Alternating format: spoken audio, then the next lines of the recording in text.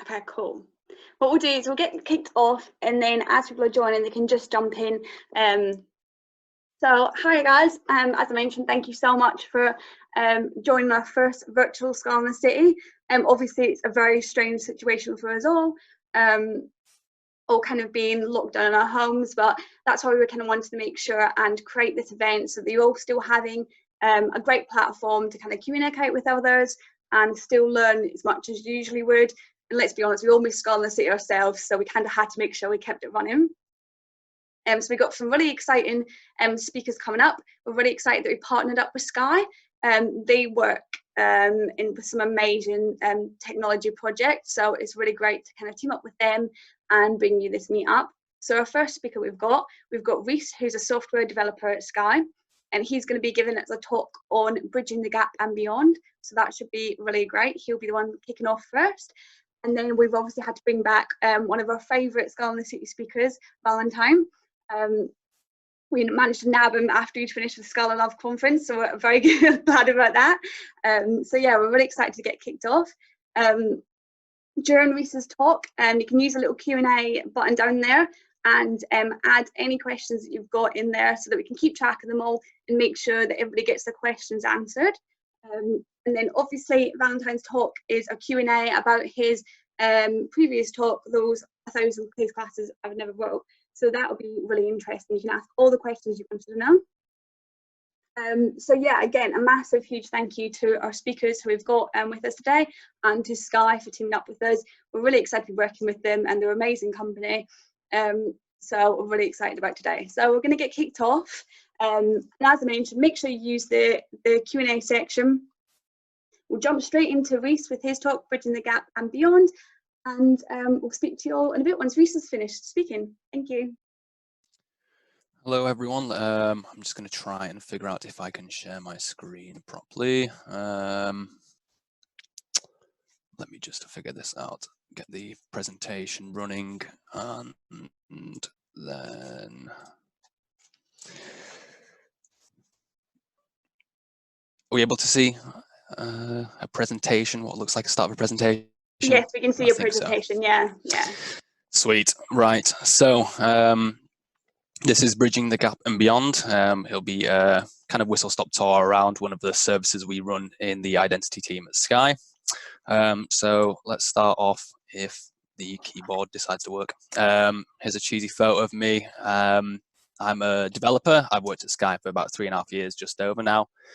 This started off as an apprenticeship back in 2016, where I began learning JavaScript and moved into an internal applications team. This is where I moved on to do a bit of .NET Core, but I was left longing for a bit more of back-end software development experience. So I seconded internally down to a team called Identity, and this is where I began to pick up Scala. So a bit more on Identity then. What we do is we provide the digital identities for customers across Sky and other areas of Sky, such as Now TV and the new Peacock platform in the US.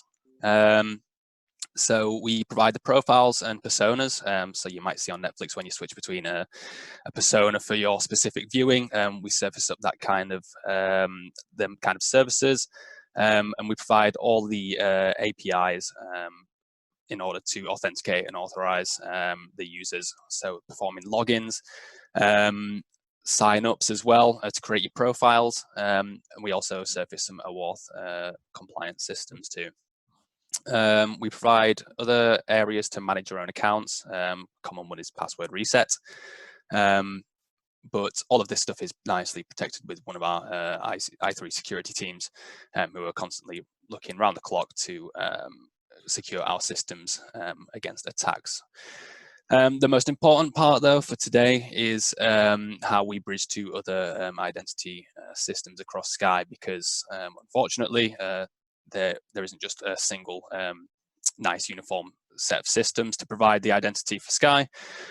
We have one in our team, but there's others in Italy and Germany, and it's being given to us the task to bring these into a nice uniform interface. So a little bit on what we are working with. We're mainly a JVM-based shop. So there's a lot of Java, Spring, But there's also a fair bit of Scala now, and a little bit of Groovy trailing around. That's something we're trying to move away from. Hopefully push everything towards Scala. That's my secret plan. We also have some JavaScript and React in there. This is for our new reactive front-end system that we're building to interface with the bridge that we'll be talking about today. And all of this stuff is containerized and deployed into Kubernetes in our new world. We've got a bit of legacy stuff, old world, where we deploy into more RPM-based packages onto more static boxes, but this slide kind of represents the nice futuristic view we have. So I'm going to move on to a bit of background of how identity came about and how we got to where we are today. So back in the early days, this was all based out of London at the big Austerley offices. Down here, the story was a little bit different, though, in terms of how the identity team was built up.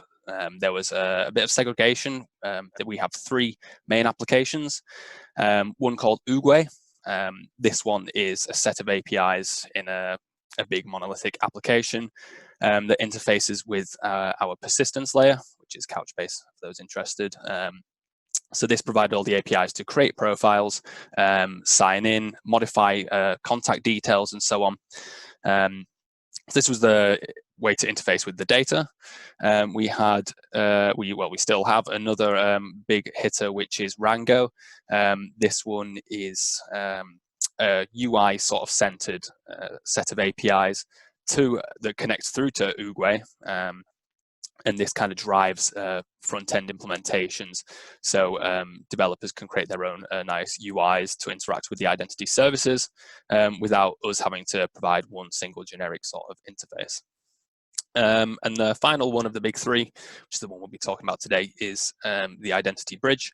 And this was more of a bridging system, which we'll come on to in just a second. The main point here, though, is back down in London, these three separate kind of areas and applications were all managed by separate product owners, which meant there was a lot of siloing of information, and there was some different decisions made that weren't quite aligned across the different components, which means there could have been some funky bugs where, if you imagine we implement some password validation somewhere and it slightly differs elsewhere, then you're going to have a hard time figuring out where these issues are coming from.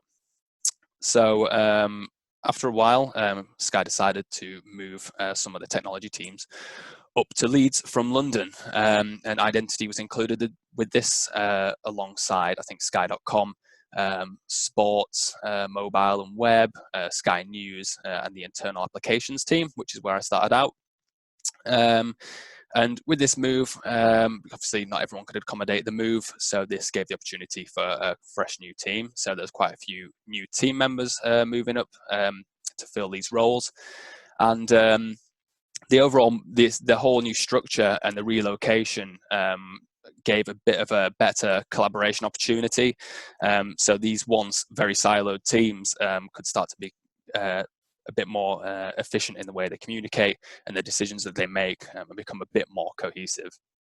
And because of the siloing issues that we saw down in London, this kind of gave a bit of leg room to maybe create some new applications, some greenfield development. It's worth noting, for a lot of this history stuff, I wasn't actually around for. Some of this stuff was before I was actually in the team. So I've had the very useful help of one of our principal engineers, Joe Swan, who kind of kicked this project off to fill in some of these blank spots. So a bit more about where we've had Scala in identity.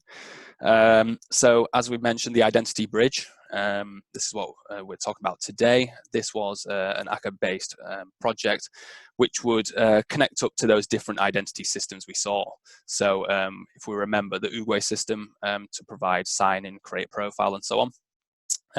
This was also, this would kind of had the equivalent in Italy and Germany, and the bridge was a way to take incoming traffic from in a nice uniform interface, and then decide where to send them down to. So we could have accounts in different, what you could call stacks or tenants. but they would all be surfaced in a sensible way. But the way this was implemented before it was shifted up to Leeds was a bit funky, a lot of cryptic, Scala-y and shapeless usage in there, which meant trying to onboard with this project was very difficult, and it was quite a steep learning curve to even get started working on understanding what the code currently does. That wasn't the only piece of Scala we had, though. There was also the identity messaging service too. Again, ACA based. This one had a very simple job, but it was implemented in quite a complex way. You read from one RabbitMQ queue and then move the message onto another queue. But again, this had some fairly crazy practices inside of there, which means working on it isn't the most pleasant experience. And because this is a Scala talk, I guess, here's a bit of Scala code from the identity bridge. I've not had too much experience with ACA streams and so on, but I think this kind of shows that the kind of obscurity of the logic that was implemented. And I think that this is very difficult for new developers, especially when we're mainly a Java developer shop, to get started working with. So because of these problems that were seen, there was the opportunity to show a proof of concept. So led by the principal engineer I mentioned before, new project Hymenoptera was created. Hymenoptera is a large order of insects like bees and wasps, and this was quite representative of what this system was to be. So not only was it going to replicate the bridging functionality of the old identity bridge connecting to different downstreams, it would be built in such a way that could be extendable for further usage beyond this, and it was chosen to build this into a distributed remote procedure calling system. And if you're not sure what remote procedure calling is, this is essentially like calling a function in code, but what that function does is actually somewhere else, running maybe a service elsewhere. So we were kind of wanting to have a plug and play system with lots of common code that could just be accessed like it was a function natural to a developer. For this then, the principal engineer at the time was learning Scala, and I believe I saw from the usages at Twitter using Finagle and Thrift, and if we know Twitter, super highly scalable. They've already overcome a lot of challenges that we may have yet to come across. So it was decided that this somewhat proven system and technology was to be used for the implementation. So on the left there, we have a screenshot of the proof of concept repo as it's being left. So not too much going on in there.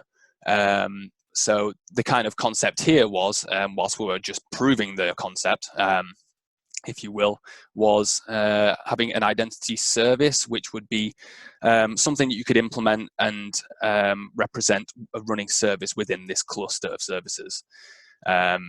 But in order to talk to that, you'd need a service client. So these were implemented in such a way that they should be reusable across the repository. So on top of those, we had a couple of core services in there. So if we remember, we're bridging to different downstreams. The basic auth, might be different to what you want to go and talk to the downstream with. So the credential exchange was a call service which would swap out your credentials for what you needed to go to the downstream with. Along a similar kind of topic, the authentication service, this would sit at the entrance point to identity bridge as a whole, this new proof of concept, and it would ensure that you have the correct credentials whilst coming in. But all those kind of things I've just mentioned are more internal to the system, not something an end user who's integrating against us cares about. So along with this, a couple of basic JSON Web Token services and a service to refresh some of your session tokens, OAuth tokens even, were implemented just to get a good stable point to show that this system, this proof of concept, could be the future for identity. You can see there's a bit of Rancher config in there as well. Rancher is a container orchestration service, similar to Kubernetes, just a few minor differences. And the way the proof of concept was started to be built up was including this sort of nativeness to the orchestrators, so it could use the built-in features like service name resolution, and also systems like Zookeeper, so the services could register themselves and automatically have the system scrape them for metrics, check their health. So this was all built up, a fairly neat little package, and then it was greenlit, so we managed to get this moving into a more production-ready system. So here we made a few changes. It started a theme of changing names, so now it's become known as Cybertron. I don't think it has quite a deeper meaning that I know of as Hymenoptera, but it still sounds pretty cool. So here we refactored some of the core components. So we had an identity service to represent a service that's running within the system. This was taken apart and split into two mainly. So we had a common top-level Cybertron component, and then this splits down into the HTTP level and a Thrift service level. Speaking of Thrift, Thrift was properly introduced in this time, and the Thrift definition language, if you don't know, is a uniform way of defining interfaces, which you can then have compiled down into code. Then you can essentially implement these interfaces. So this was used with the Finagle framework seen at Twitter, and the support there was already built in altogether because Twitter had taken Thrift, which isn't specific to Twitter, it's an Apache project, and extended this and provided the tool chain to build services quickly and turn that Thrift interface into Scala code, which we could then implement. So alongside that, we added a few more of the services at the core. A tenancy service. So if we remember, there's going to be some logic somewhere to decide where you need to go in terms of a downstream. The tenancy service was there to ensure that for a given set of headers, we can decide where you need to be funneled off to. More common code was added too. I think one of the main points of this whole project was to have a system that had lots of nice common code that provided all the functionality you needed to quickly bootstrap a service with minimal pain and have everything just out of the box. Here's a little bit of a Thrift definition if you've not seen one before. This one's for creating a session or signing in to get you a session token. So you can see here some basic things like an identifier and a password, and some extra fields in here that we pass through internally. So we have a lot of these now, and a lot of these are being implemented into services which are then reused across the rest of the project. So more on that breakdown from the proof of concept into a more production-ready system. So at the top level, we have a Cybertron component, and this represents any sort of component that's going to be inside of the system. So this contains some of the core features that we need for anything that runs within Cybertron. So we surface some status checking to ensure the service is okay. The Prometheus metrics exposing endpoint is in there too. So when you spin up the service, it can register itself and be scraped. And then also some of that awareness for the container orchestrator it's running in, so it can figure out what its own service name is and register with Zookeeper. This then gets extended through to a Cybertron Finagle service, where we bring in the concept of having some sort of server that can take requests and return responses. Then we split up into the two main ones that you'll see littered across the project. An identity HTTP gateway. So when you want to implement an HTTP entry point to the system, you will extend this gateway and implement your routing logic. So for this method and this path, send me down to this service. But that service is going to be an identity thrift service. So you will use one of these to implement the interface that you will have written in the thrift language. And it should be as simple as extending this with and mixing in your thrift generated interface. And all you do is add in your specific logic, and then you've got a service that can run and will be built as part of the pipeline into a Docker container. So I'm going to take you through a kind of flow through the Cybertron system. So first of all, we mentioned the HTTP gateways. So there are actually multiple gateways within Cybertron. The way it works is you'll have a reverse proxy in front.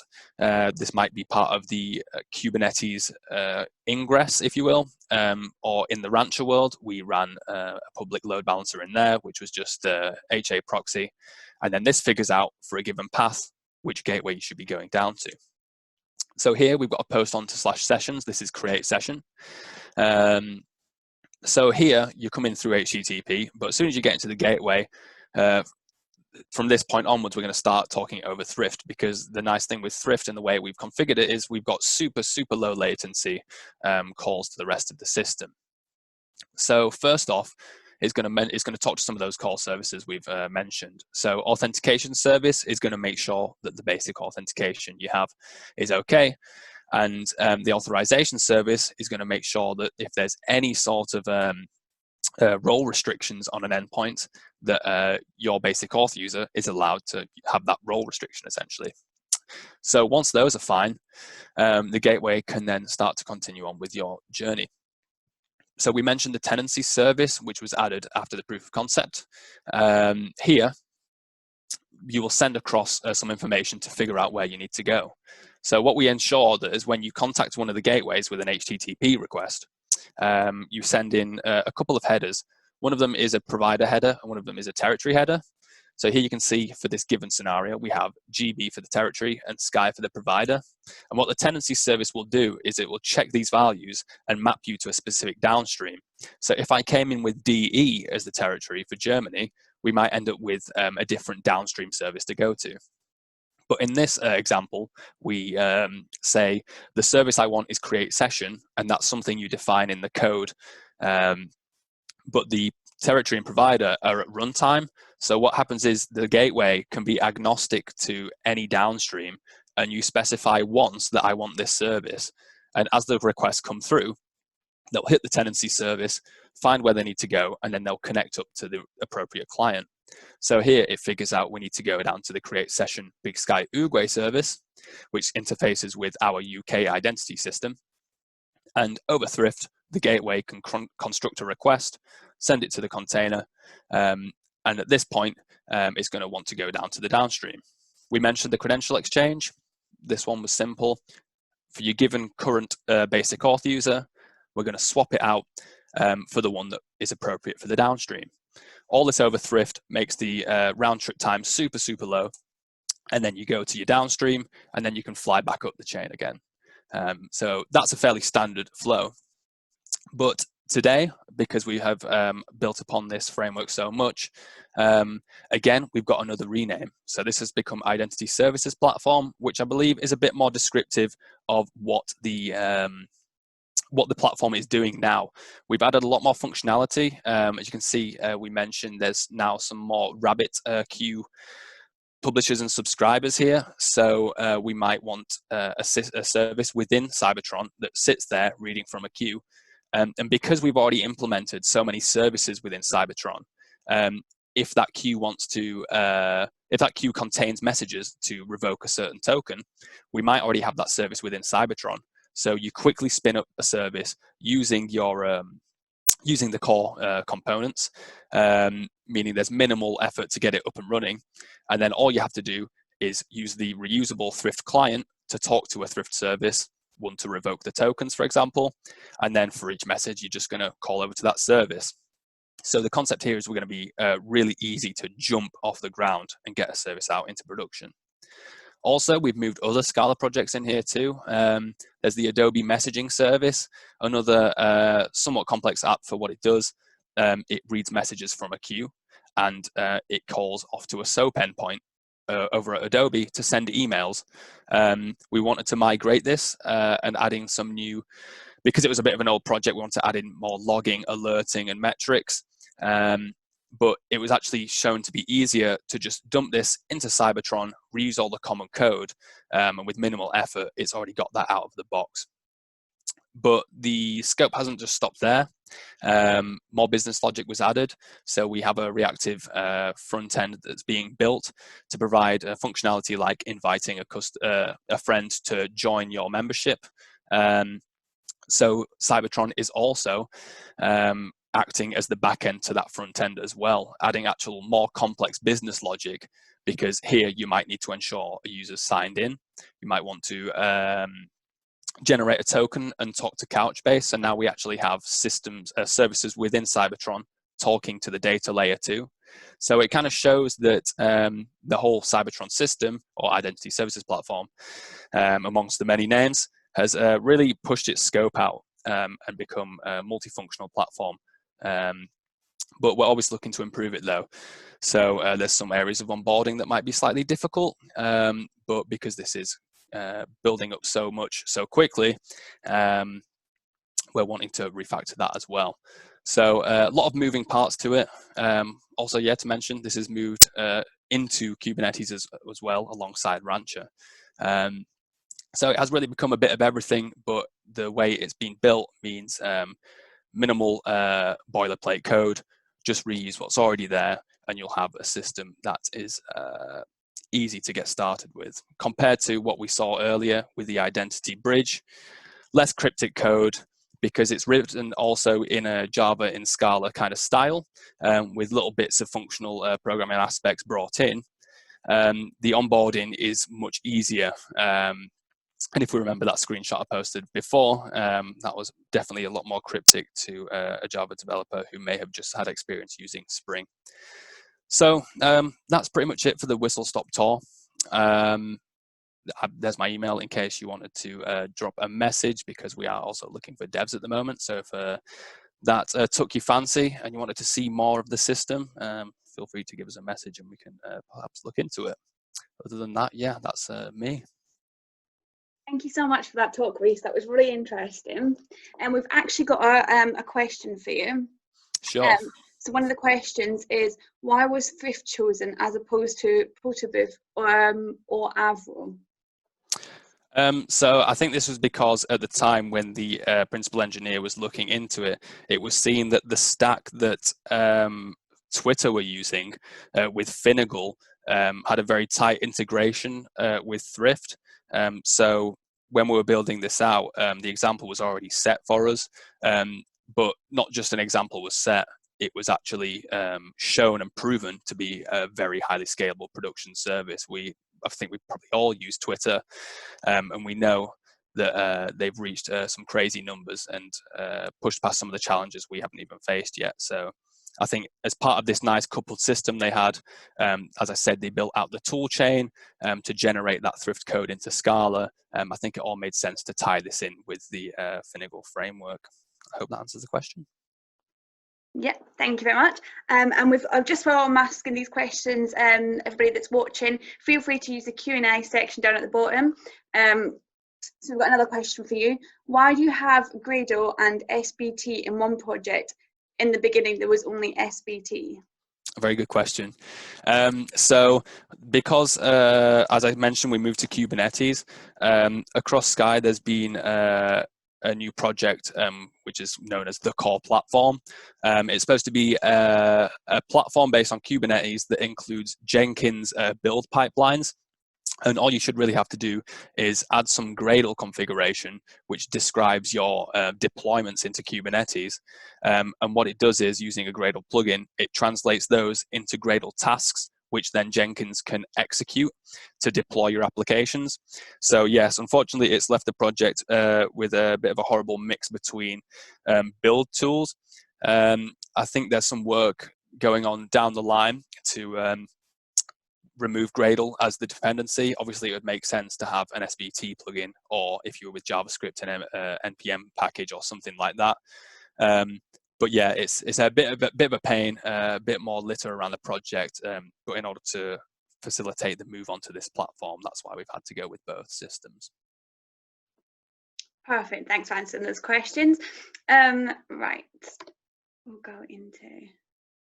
Are you still screen sharing, Reece? I'll cut this off. There we go.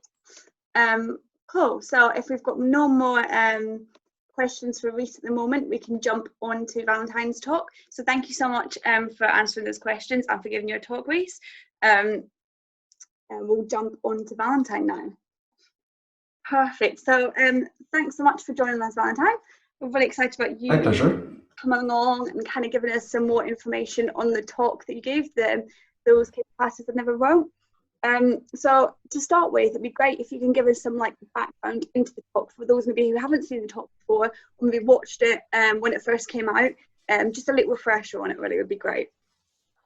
Sure. So it was a talk I gave 2 years ago, I think. It was about a project that started in 2016.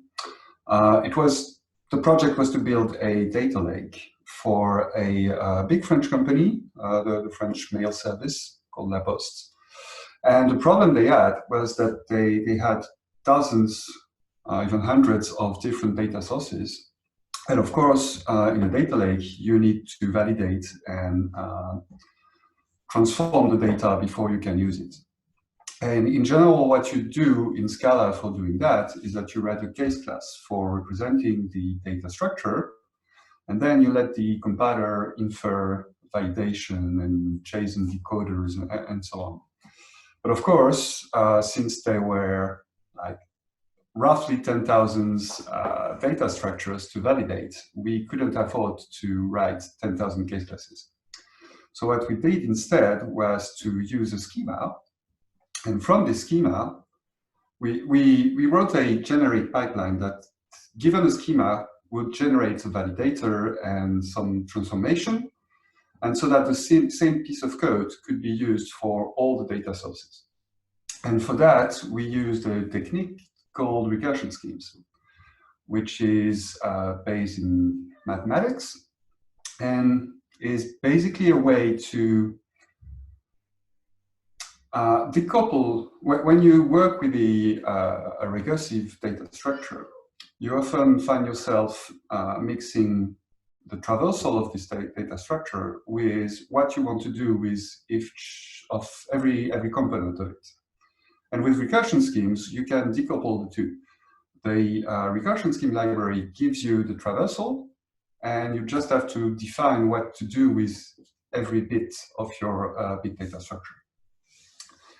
So that's it. And it was a little bit difficult because the technique itself is a little bit hard to get along with at the first time.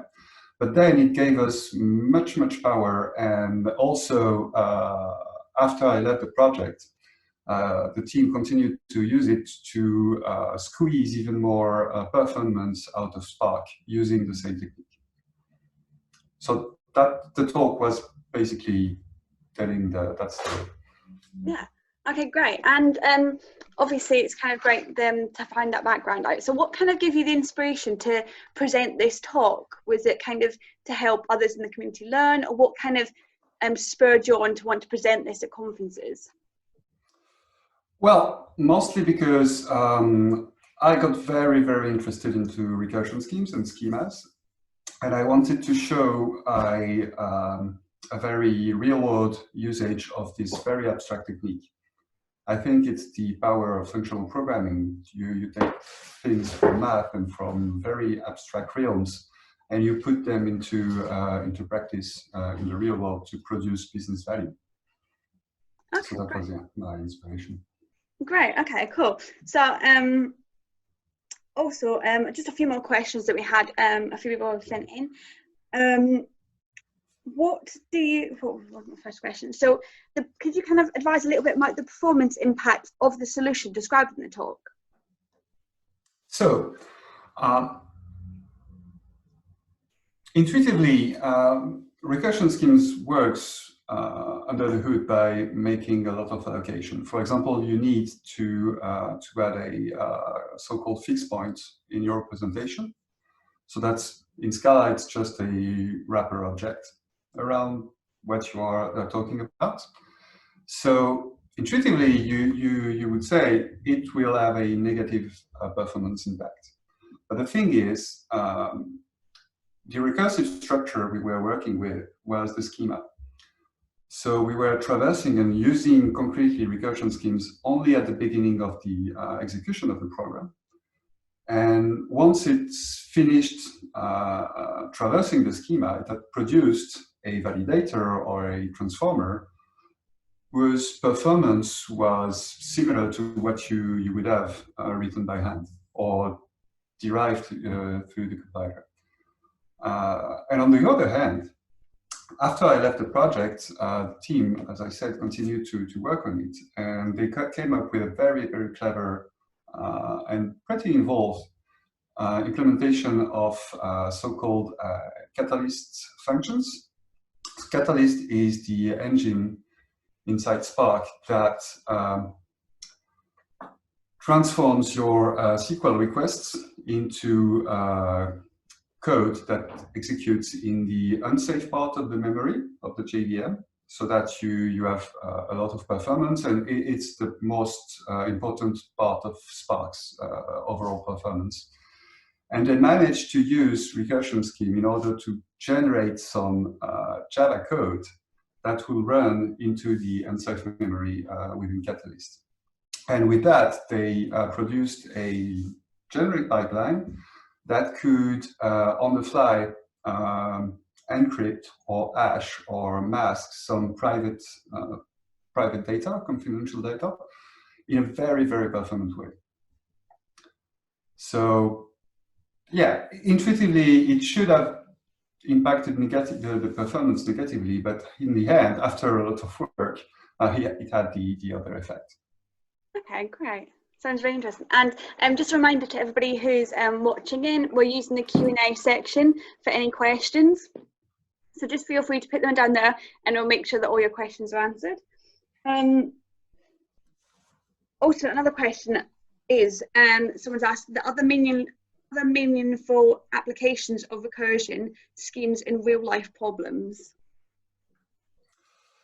So recursion schemes, as I said, is very useful when it's useful only when you work with recursive data. So basically trees. So when you work with schemas, it's, in my opinion, the way to go, because a schema is, by definition, something that is recursive. It's built of smaller schemas that are built of some smaller schemas and so on.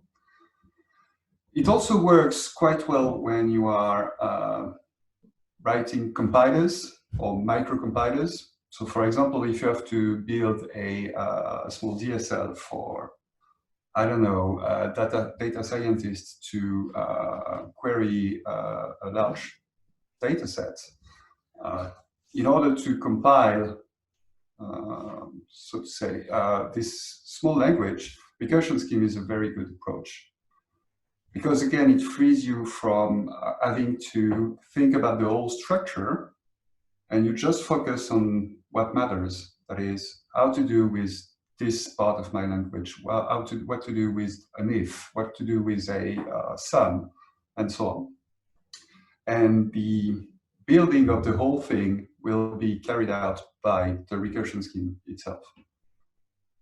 Okay, great. So whenever you have a recursive data structure, you should think about using recursion schemes. Okay, great. And another question is, if you could advise as well, like, what was the use of, like, why did you choose the use of Spark in there as well? So we used Spark, but not only Spark. That's also a very cool feature of that project, was that part of the data was coming in big batches. So in that case, Spark is, at that time, it was almost the only tool that you basically used in this kind of context. But it also came as streams over a Kafka cluster. And the cool thing was that because we based our whole pipeline on schemas, we were able to talk in the language of Spark, but also to talk in the language of Kafka with almost the same bit of code. So in the end, it was just a matter of configuration to say, this is a schema, this is the type of computation you have to do, if it's a Spark job or a Kafka Stream job, and everything was almost automatic. Okay, great. So a few more questions as well. This is from one of the attendees watching. I assume you've applied these architectural designs in more projects over the last 2 years. how have you come up with any architectural improvements or even tricks recently? So I haven't reused this technique, but my company, 47 Degrees, is building a framework for microservices called Mu, which works by generating code. You provide a schema for your RPC communications, and Mu will generate clients and servers for that protocol. And internally, it relies also on recursion schemes. So that's the work part. And on the side, I've worked on a generalization of this idea in a project called Schema Z, which is inspired by the work I did on the project I mentioned in the talk, and also another project by Chris Nottingham called Xenomorph. So this is a generalization. It goes beyond what we did at La Poste. Unfortunately, I've uncovered many difficulties, and so now Schema Z is has kind of stopped for the moment. Yeah. But the idea is, on top of this idea of having a schema and generating code out of it, the idea of Schema Z is to have a schema and bind it to types you have in your code base. And the idea behind that, the goal behind that, is to allow you to make your domain, your business domain, your ADTs evolve and still remain able to read and write all data from the old versions of your application. But since it's a generalization, it goes one kind higher in the kind theory language. And in Scala, it makes everything more complicated. So right now, it's a little bit paused, but I keep a good hope, especially with Scala 3, to make it happen someday. Yeah, great. And on that question as well, they ask any interesting edge cases you would like to share.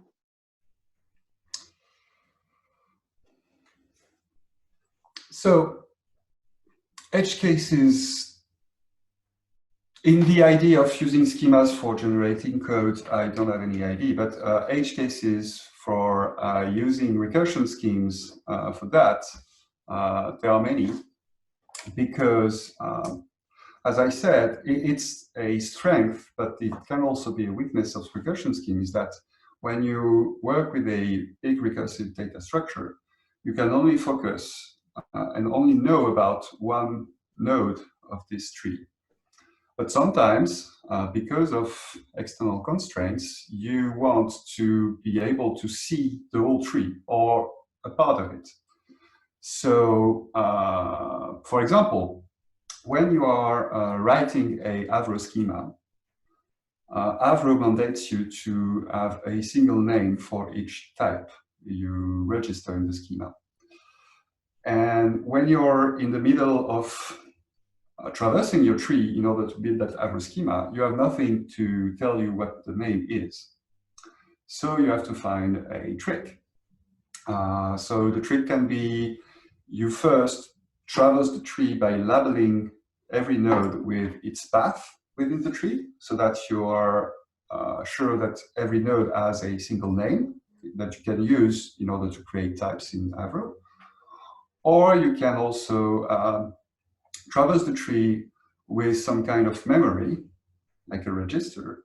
And every time you create a type, you register it in this sort of table or stack, so that when you encounter a new type, you can verify, did I already build a type with the same structure? And if so, I reuse it, because Avro allows you to do that. Otherwise, I create a new type with a new name that can be just a fingerprint or hash of the structure. So these are the kinds of edge cases you find when you use recursion schemes. They're always a solution, but it sometimes involves a bit more involved solutions. Great. But it's always possible, but sometimes it makes things a little bit more complicated, especially in terms of types and function signatures. Okay, great, thank you. And you mentioned previously about Scala 3. How do you see that being of benefit to you in projects and kind of things that you're working on? I think they for Schema Z relies a lot on GADTs, which are somehow a little bit broken in Scala 2. They work, but not completely, and this should be fixed in Scala 3. And also the whole thing about typeless derivation and generic programming in general in Scala 3 will be much more robust and easy to use than it is in Scala 2. The biggest problem I had with Schema Z so far in Scala 2 was that Scala C is not able to infer some types implicitly. Type constructors, for example, it cannot infer. In general, it breaks, even though the code is correct. The Scala compiler raised an error that basically says 1 is not equal to 1, because there is probably a bug somewhere. And this should be fixed in Scala 3, so it should make my life a little bit easier with Schema Z, hopefully. Hopefully. Great. And so if someone was, another question is, if someone was doing kind of like a similar project themselves, what would be your main takeaway for them? So your kind of like main piece of advice for them? Well, my main piece of advice, apart from recursion scheme, is to use schemas whenever you need to communicate over the wire, be it for microservices or for data engineering in general. Schemas are very, very important because they live outside your code in general. And that makes your code and able to evolve independently from the outside world. And on top of that, from schemas, as that project proved, you can infer a lot of treatments and procedures and stuff. So whenever you need to communicate with the outside world in somewhat involved manner, you should use a schema. And another takeaway is you should definitely try to learn about recursion schemes, because it's really fun and really interesting. And when did you first, when were you first introduced to recursion schemes then? I think it was at Scala World 2015. Rob Norris gave a talk about fixed point types in the context of Doobie. And then at another conference, I don't remember which, Pavel Schultz also gave a talk about fixed point types and recursion schemes in a library called Matryoshka, which is a little bit discontinued now, and people prefer to use Trusty in the type level ecosystem. And so when I first worked on the project the talk is about, we first wrote a first implementation not using recursion schemes. And it was very messy and probably very buggy as well. And so I lobbied a lot with the team to re-implement it using recursion schemes. And at some point after, I don't know, 3 months of me saying every day, we should use Matryoshka. At that time, Trusty didn't exist. We should try to use recursion schemes. They grew fed up with me telling the same thing again and again. And so they told me, yeah, go ahead. So over, I don't know, a weekend or a holiday, I hacked a little bit to refactor the thing with recursion schemes. I had a hard time because I'm not very smart, so I needed a lot of time to understand how to use recursion scheme, because it's another way to think about an algorithm than what you're used to. And fortunately, on the Matryoshka GitHub channel, Greg Peel, who is the author of the Matryoshka library, was very, very kind and very helpful, answering my C questions and so on. And so after, I don't know, a few weeks or even month, I managed to replace bit by bit the very buggy code we write manually, so to say, with recursion schemes. And in the end, it even ended up allowing us to do things we were not able to do otherwise. Because once you get the hang of it, you can express things that are a little bit more complicated, or you'll see solutions that you would have never seen with manual recursion. Okay, For example, there was a one data source sent us what's called a JSON patch. So basically, it's the JSON object that contains a path and an operation and a value, saying, for example, at the path foo.bar.x, you add this value. And in order to validate this patch, you have to make sure that in the corresponding entity, in the corresponding schema, there is a path foo.bar.x that points to a value of the same type as the value that is in the patch. So even though every JSON patch has a path, a method, and a value, validating these, to validate these, you need to do something different depending on the path of the value inside the object. And so, well, our first solution was very, very hacky. It was generating a Groovy script that would run into Elasticsearch or whatever. And with recursion scheme, we managed to do that properly because we could recurse on the path and fetch the small schema and validate the data against that schema. And we removed a lot of bugs from our system thanks to this technique. Okay. But that was after, I don't know, 8 or 10 months hitting my head on the wall. Finally, we managed it. No, perfect. So I think that's all the questions have been sent in. So unless any of the attendees have got any questions for the Q&A section, I'd say that's all the questions that we've been asked so far. So thank you so much, Valentin. If you've got anything else you need to add. Also, you've all got Valentin's Twitter. It's obviously on the meetup group. So if you've kind of go away and think of any more questions, feel free to ask him. Yeah, sure. Let's have some follow-up ones. And Reece, if you want to appear your video again. Is it there? Oh, I thought it was already on.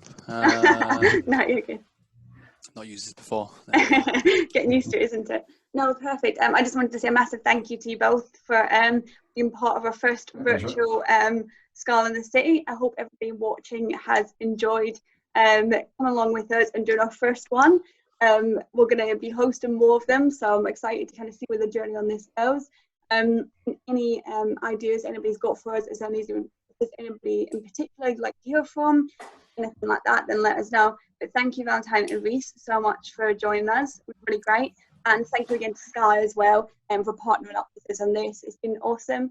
And I hope you both enjoyed it, and I hope all the watching has enjoyed it. And this video recording will be available on our YouTube page as well. So you can make sure you can catch up afterwards as well. Great. Perfect. Thank you very much. Thank you. Thanks for having us. Thank you, guys. Yeah, thank thank you, you for having everyone. me. Thanks. See you later. Bye. Bye. Yeah.